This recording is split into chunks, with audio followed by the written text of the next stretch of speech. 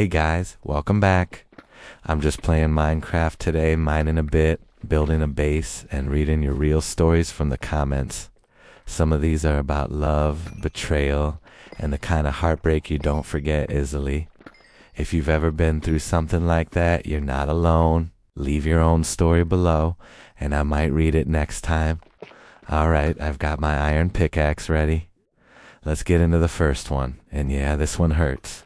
Story number 1. This is absolutely brutal. I thought our first anniversary meant something. We promised no big gifts, but she gave me a navy hoodie and kissed me like it was home. 2 days later, I found a gift receipt in the pocket, a heart drawn next to our city's name, but it wasn't her handwriting. The time stamp? The night she said she was out working late. I told myself I was paranoid, until I saw the message on her phone. Did he like the hoodie? Not you. He. That was the moment I realized sometimes the smallest detail is the loudest truth. Now the hoodie sits in a box. I can't wear it. I can't throw it away. It just reminds me how quiet betrayal can be. Story number 2. This is a complete nightmare. I learned the sound of betrayal before I saw it. It was 8 minutes and 12 seconds long, compressed into a voice note that started with laughter and ended with silence. I was at the laundromat when it arrived. The dryers were humming, coins were clinking, and my phone buzzed against my knee. It was from a friend, the kind who doesn't text much, so when she does, you know it matters. Her message said, "You need to hear this." I hesitated for a long time. I told myself it was probably a mistake, maybe even a prank. People share the wrong audio files all the time, right? But something in me already knew it wasn't a mistake. When I pressed play, I heard his voice first. Soft, lazy, the way it sounded when he was lying on his back, relaxed and safe. Then came her voice, warm, close, comfortable. They laughed about something small, like a cat or a TV show. Then they talked about me, about how I was sweet and how he didn't know how to tell me yet. By minute 4, my ears were ringing. By minute 5, I turned the volume down but couldn't stop listening. My heart felt too big for my ribs. By minute 8, I couldn't breathe. I didn't cry. I folded the clothes. I stacked them carefully in my basket like order could fix the chaos inside me. When I got home, I didn't even confront him. I just sat on the floor, staring at my phone, replaying the sound of her laughing. The worst part? The night before, he'd asked me to teach him my grandmother's soup recipe. He said he wanted to learn something comforting. We cooked together. He burned the onions and I laughed. When it was done, he labeled the container comfort with a black Sharpie. The voice note was recorded the next day. When I finally confronted him, I didn't yell. I just sent him the file and texted, "What is this?" He called me immediately, panicked. "Where did you get that?" he asked, like that was the problem. I said, "From a friend." He said my friend must hate him. I said, "Do you love her?" And he said, "Don't do that." He came home later, stood in the doorway like a guilty child, then sat on the edge of the couch and cried. He said all the usual things. It didn't mean anything. I didn't want to hurt you, it just happened. I didn't want explanations. I wanted the version of him that made soup with me and called it comfort, but he was gone, replaced by someone who lied too easily. He packed a bag that night. Toothbrush, charger, sweater. He even took the container of soup. I wanted to scream when I saw it was gone. For days after, I couldn't eat, couldn't sleep. The bed felt too big and too cold. The apartment was quiet in a way that hurt my ears. I started sleeping with the lights on because darkness made me imagine them together. My mom sent me recipes. My neighbor knocked with tea. Friends took turns sitting beside me. They said it would get easier. It didn't, not at first. I kept hearing the voice note in my dreams, her laugh, his whisper. One morning, I found the empty Sharpie on the counter. I picked it up and wrote the word healing on a sticky note. I stuck it on the fridge. It stayed there for weeks, even when I wanted to throw it out. He sent me emails, long ones, said he was in therapy, said he realized what he'd lost. I didn't reply. I couldn't. On day 8, I finally texted, "I'm not your path back to yourself." It felt like breathing for the first time. If you're listening to this while mining or building, remember, the truth hurts less than pretending. 8 minutes broke me, but silence rebuilt me. And one day it will rebuild you too. Story number 3, that's beyond messed up. Every Tuesday at 3:30, my boyfriend had his dentist appointment. It was even on our shared calendar, a tiny blue dot that I never questioned. He'd leave the apartment, say, "Be good, I'll be back soon," and come home smelling like mint and rain. I used to joke that his dentist must be running a spa. Then one week, that blue dot moved from 3:30 to 5:45. No explanation, no reason. Just a quiet shift that somehow made my stomach twist. A few days later, I found a parking ticket in his jacket. The address? A street next to a coffee shop I used to love. The time? Tuesday, 6:02 p.m. When I asked about it, he didn't even blink. "Oh yeah," he said, "the dentist moved offices." I wanted to believe him. I tried to. But when you've been with someone long enough, you start to hear the cracks in their voice before the words even break. Then came the real clue, a notification on our shared tablet. "Your barista Lydia has a note for you." Lydia, a name I didn't know.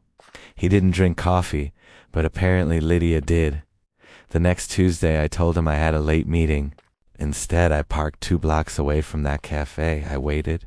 My heart was pounding so loud it felt like it could set off alarms. At 5:44 he arrived, smiling, relaxed. Then she appeared. Lydia, dark hair, a soft scarf, the kind of woman who made time slow down. They hugged like it wasn't the first time. I walked inside. The air smelled like roasted beans and betrayal. I stood there and asked quietly, "How's the dentist?" He froze. She looked at me like she wanted to disappear. The cafe went completely silent. I didn't cry. I didn't scream. I just turned around and left. At home, he followed me, panicking, saying, "It's not what it looks like. You've been distant. We're just friends." All the predictable things. I waited for him to finish, then said, "Pack your things." He left with his toothbrush and the plant he never watered. The apartment felt like a graveyard of normal moments. The couch, the cups, the smell of laundry that still carried him. That night I opened our shared calendar. The blue dot glowed at 5:45. I clicked it, erased dentist, and typed run. The next Tuesday I did exactly that. I ran by the river, crying, breathing, laughing all at once. Every step felt like ripping out a splinter that had been buried for months. Now every Tuesday, the blue dot still shows up on my phone, but it doesn't stand for lies anymore. It stands for freedom, for movement, for choosing myself. Sometimes I still pass that coffee shop. The window glows warm, full of people laughing, holding hands. I don't look away. I just keep walking, because I'm done being someone's secret appointment. The blue dot used to mean him. Now it means me, and I'm never rescheduling that. Story number 4. This one twists the knife quietly. He didn't mean to share his location with me. That's what he said later anyway, that he must have tapped something by accident, that Apple was a snitch, that we both needed reasonable boundaries. Funny how people talk about boundaries when they've already crossed them. The first pin dropped on a Thursday at 9:12 p.m., a pale red dot pulsing 3 neighborhoods away from ours.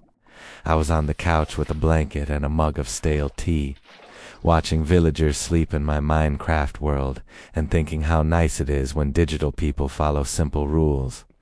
His message had come an hour earlier. Late at the office. Don't wait up. The dot said he was not at the office. The dot said he was parked near a row of candlelit restaurants with handwritten menus. Told myself it was a glitch. I zoomed in and out until the map blurred. When the dot didn't move for 20 minutes, I set my phone face down and tried to be the kind of person who chooses trust on purpose. 10 minutes later, the dot slid half a block and stopped again beside a florist whose window I'd photographed once for the way they layered eucalyptus like punctuation. I almost laughed. A florist. Of course. The next night he brought home peonies, which were left over from a client event. He filmed me burying my face in them like proof. "See," he said, panning the camera. "Domestic bliss." I put the peonies and water and my phone on Do Not Disturb, because I didn't want more pins, and I didn't want the version of myself who checks them. But pins keep their own schedules. Saturdays pulsed near a farmer's market. Sundays loitered by a bookstore that hosts poetry readings. Mondays appeared outside a gym, then vanished, then reappeared 2 blocks north, then steadied by a building whose buzzer I didn't recognize. I stared long enough to memorize the street grid, then closed the app and washed dishes until the water went cold. When I finally confronted him, I was careful. "Your location's been sharing with me," I said, like we were discussing a weather app. He blinked once, twice, then said, "That's weird," in the tone people use when their pants are already on fire. I held up my phone. His face arranged itself into concern. "You know how those things are," he said. "It's probably lag." I wanted to say, "So is your honesty." I didn't ask for passwords. I didn't stake out bars. I just watched the pattern, a quiet experiment. Tuesday, he worked late at a pin 2 blocks from a wine bar that sells natural wine with labels that look like album art.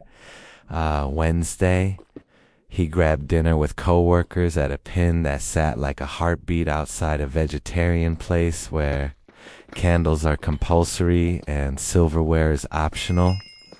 Thursday, the dot settled again by that unknown buzzer. I went there. It was colder than the map suggested. The street lamps made everything look shinier, like someone had lacquered the city to preserve a lie. I pressed the buzzer and said nothing. A voice crackled, bright and unfamiliar. "Hello?" I didn't answer. I watched the door until a woman came out with recycling dark sweater, delicate gold necklace, a face I would have liked under almost any other circumstances. She startled when she saw me, then made that quick social calculation women learn early. "Danger or confusion?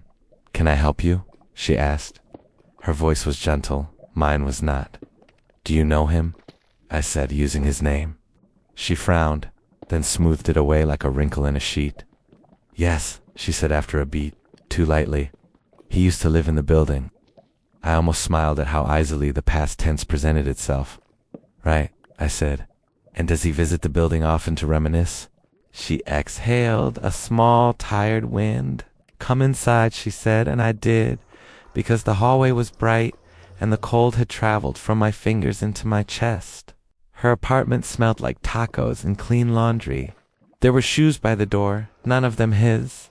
A plant drooped in a way that made me want to water it, absurdly. "This is awkward," she said, and I thought, awkward is a too tight dress. "This is a fire alarm." She poured water into 2 mismatched glasses and told me her name. She did not look like a villain. She looked like someone who would cry at commercials, who labels leftovers and returns library books on time. "We met at the gym," she said. "He said he was between places. He said you were." "Complicated." I laughed once, sharp enough to chip a tooth. "I'm very complicated," I said. "Right now I'm a geometry proof." I didn't ask for details. I didn't need a timeline. I needed a sentence that would let me leave with my spine intact. She tried to give me one. "I didn't know," she said, and maybe that was true at the beginning. Maybe deception is a group project. Back home, the peonies had opened their throats wide. He texted at 10:21, "Headed home. Want anything?" The pin on my screen jumped east, then west, then stilled. I put the flowers in the trash and sat on the floor until my legs went to sleep. When he came in, he reached for me like he was clocking in. "You okay?" he asked, and I said no, and it surprised us both how calm I sounded. I told him about the pins, about the buzzer, about the woman with the soft necklace and the plant that needed help. His face traveled through 4 expressions and got stuck on injured. "You spied on me," he said, like the ethics lecture would erase the coordinates. "You shared your location with me." I said, "Your phone told the truth because you wouldn't." We didn't have a cinematic ending. He didn't throw himself at my feet. I didn't throw his things out the window. He packed a bag very neatly. I deleted the location sharing, and then, because I am petty in small ways that don't harm anyone, I turned mine on for a week and never left the house after 6 p.m., a constellation of stillness he could scroll past if he wanted to know how emptiness locates itself. Weeks later, my phone suggested I remove frequently visited places. The map was wrong about most things. Our street had the old name. The coffee shop next door had closed, but it knew I had been to the river every morning since. I saved a new location, a bench with a view of joggers and dogs and a corner of sky. I named it Arrival. If you're listening to this while farming wheat or hiding from mobs, the pin is not proof of your worth. It is proof of someone else's choices. Turn off the sharing. Turn on the sun. Walk yourself home. Story number 5. The reveal here is devastating. We were supposed to dance to track 12. It was from a band nobody admits to loving. All glitter and earnestness. The kind of song that makes teenagers declare forever. We weren't teenagers, but we wanted the feeling. We made a playlist called Us, Always, and shared it with 2 people, me and him. That detail matters. We weren't engaged. We weren't even close. But we were, as he put it one Sunday morning with his chin on my knee, preparing to be inevitable. We added songs like Breadcrumbs through a future we hadn't built. Track 5 for road trips.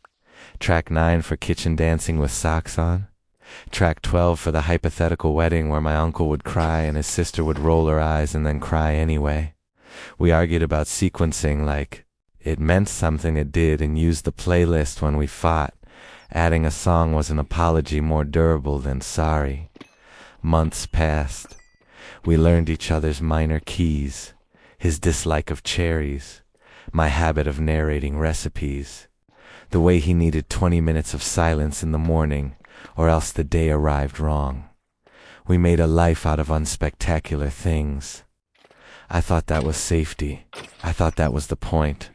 The first skip happened on a Tuesday. I tapped the playlist on my phone and it wouldn't load. A little gray spinner turned like a bored planet. Weird, he said too fast when I mentioned it. Must be my account. He handed me a new link later, a duplicate with the same cover photo, a blurry picture of our feet on a ferry, and most of the same songs. Track 12 was missing. Licensing, he said, which is not a word people use unless they're telling the truth or a very specific lie. I didn't chase it. You can't interrogate every small absence. You'll go mad. Then the duplicate started changing on its own. Songs I hadn't added appeared, muted ballads with lyrics about airports and half-packed suitcases. One afternoon I saw a title I didn't recognize. Return Flight Demo. It wasn't on the service. It was a local file, an MP3 someone had dragged in from a desktop. I clicked and heard a woman singing into a too-close mic, a voice with the soft rasp of confession. The lyrics were about waiting in a dress in an aisle that was not a church aisle. The chorus rhymed secret with keep it and somehow got away with it. I asked him about it that night. He was making pasta, the same sauce we always made, his back a familiar slope. It's a friend's track, he said. She needed feedback. He said that she casually, like a stray cat that might or might not come around again. She stayed. More demos showed up, each with vocals that sounded like they knew where he kept his sweaters. The day the playlist broke for good, I was on the train. I tapped Us, Always, and got no longer available. I stared at the words until my stop slid past. At Home. The list had reappeared under a different name, TBA. The cover photo had changed, a studio shot of a mic and a pair of headphones, curated by him and someone whose username was a pun on the word chorus. I clicked her profile and saw she made playlists for events, rap parties, book launches, small weddings with fairy lights. I didn't sleep. I scrolled through his follows, through hers, through photos of a backyard with string lights that looked like our conversations at midnight. I found a video of a tiny concert, the kind where everyone sits on the floor and pretends time is an instrument. He was in the second row. His hand, my hand, rested on a knee that wasn't mine.